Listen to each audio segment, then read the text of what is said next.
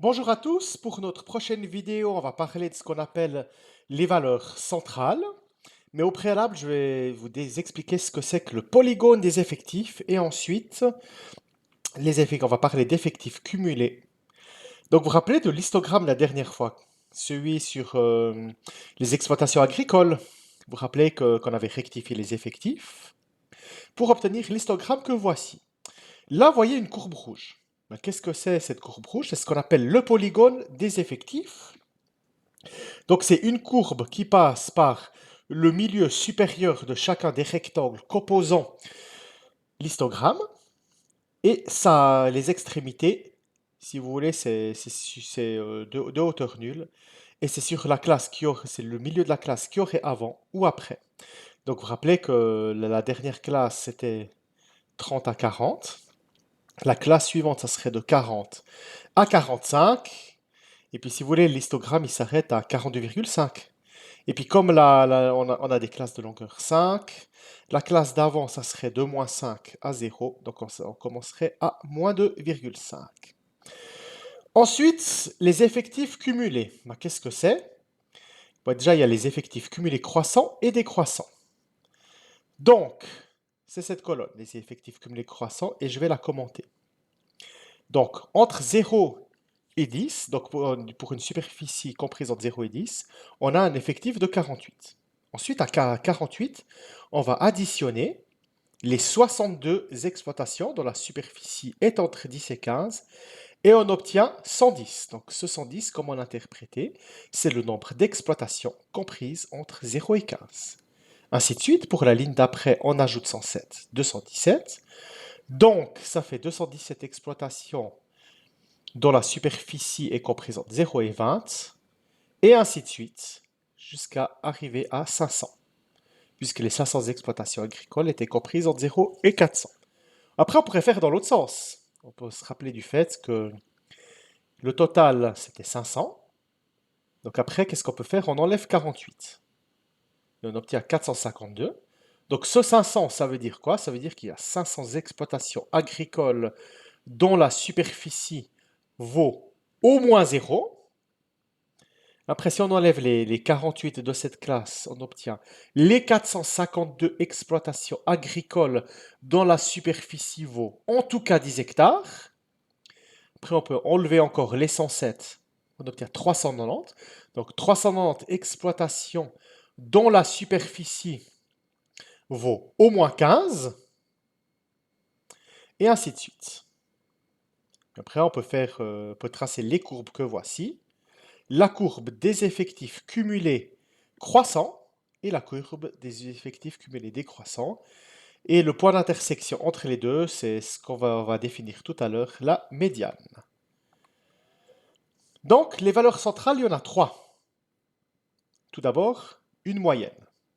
En fait, il y a trois sortes de moyennes, mais on va en voir qu'une. Celle qu'on appelle la moyenne arithmétique. La moyenne arithmétique, c'est celle que vous connaissez tous, quand vous calculez votre moyenne, etc. Mais plus généralement, vous voyez, si on veut calculer la moyenne du nombre de personnes par ménage, on ne va pas calculer 1 plus 1 plus 1 plus 1 plus 1, plus 2 plus 2 plus 2 plus 2, plus 2 plus 3 plus 3 plus 3, etc. Donc en fait, ce qu'on va faire, c'est qu'on va dire que la modalité 1 apparaît 5 fois. Donc au lieu de faire 1 plus 1 plus 1 plus 1 plus 1, 1 plus 1, on va faire 1 fois 5. Puisque la modalité 9, donc elle apparaît, enfin la modalité 2 apparaît 9 fois, pardon. Donc au lieu de faire 2 plus 2 9 fois, on va tout simplement faire 2 fois 9. Après, la modalité 3 qui apparaît 15 fois, donc 3 fois 15, etc. Donc, autrement dit, puis après tout ça, on va diviser par le total, 50, et on trouve une moyenne de 3,44. Donc autrement dit, la moyenne arithmétique, on peut la calculer en faisant la première modalité fois son effectif, plus la deuxième modalité fois son effectif, etc. jusqu'à la dernière, et divisé par le total, qui était de 50 dans notre exemple. Qu'en est-il pour le cas où on a des classes? Donc, vous voyez, là, dans la classe 0,10, on avait un effectif de 48. Donc, le problème, c'est qu'on ne sait pas quelle est la superficie exacte de ces 48 exploitations. Donc vous vous rappelez que j'avais dit dans une précédente vidéo que on suppose que ces 48 sont uniformément répartis. Donc on pourrait très bien, donc il est naturel de dire que la moyenne au sein de cette classe-là, c'est 5. Et c'est ce qu'on appelle le centre de la classe. Après, si on prend la deuxième classe, donc c'est-à-dire quand on a une superficie entre 10 et 15 et que l'effectif c'est 62, donc on va supposer que les 62 exploitations de cette classe ont une superficie de 12,5 hectares. Donc, qu'est-ce qu'on fait? Pour chacune des classes, on regarde les centres. Donc, le centre, c'est tout simplement la moyenne arithmétique entre les extrémités, entre les bornes. Entre 10 et 15, 12,5. Entre 15 et 20, 17,5, etc. Donc, maintenant, pour calculer la moyenne, on s'est ramené à l'exemple précédent.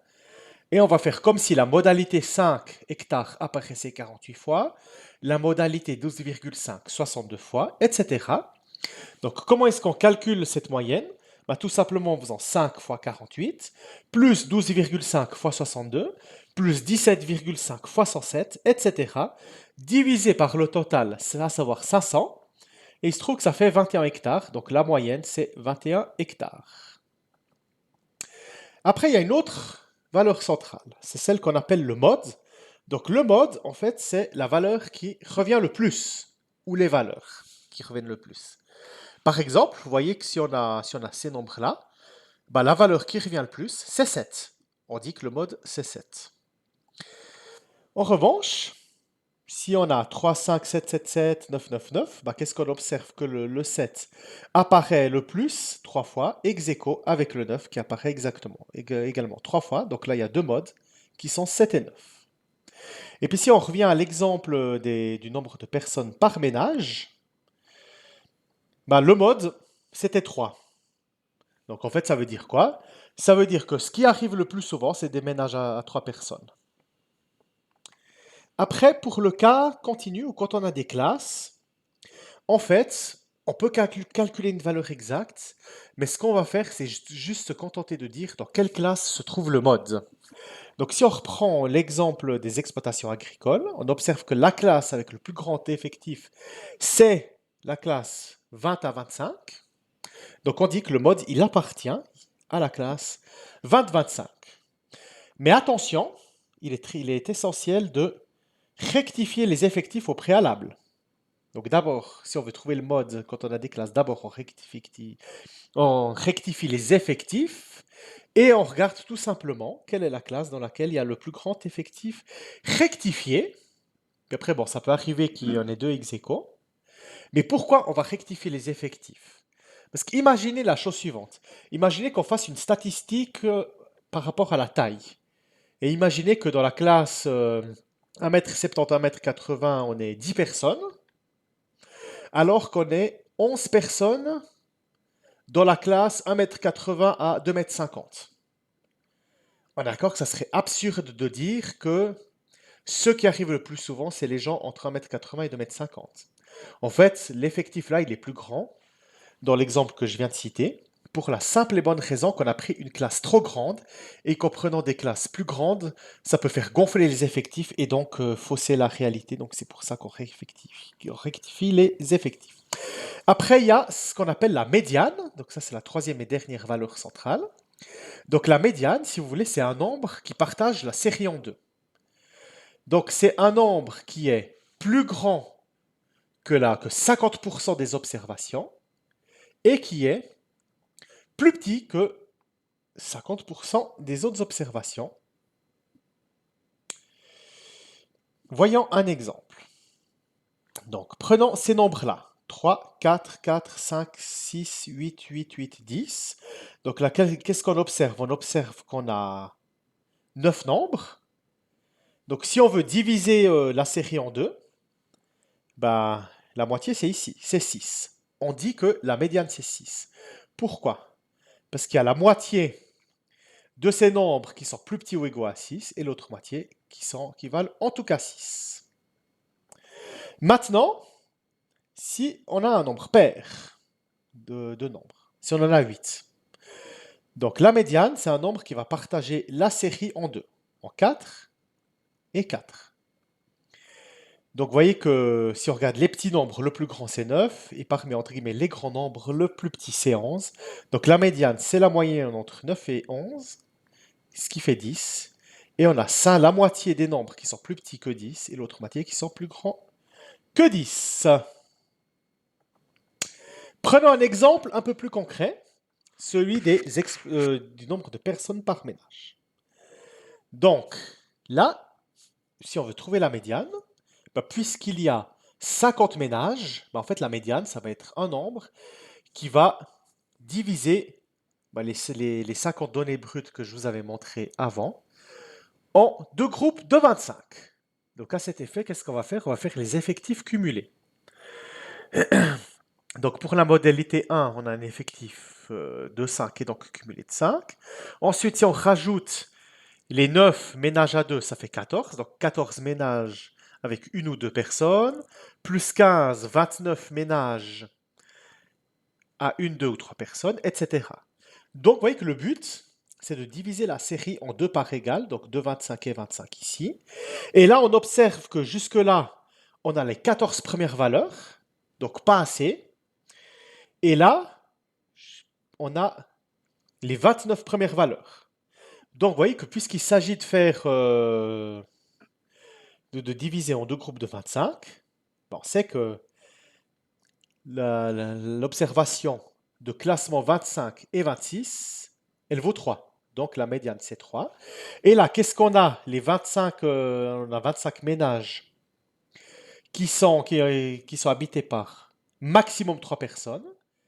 Et les 25 restants sont habités par au moins 3 personnes. Donc la médiane, c'est 3. Donc c'est vraiment la valeur qui coupe la série en deux.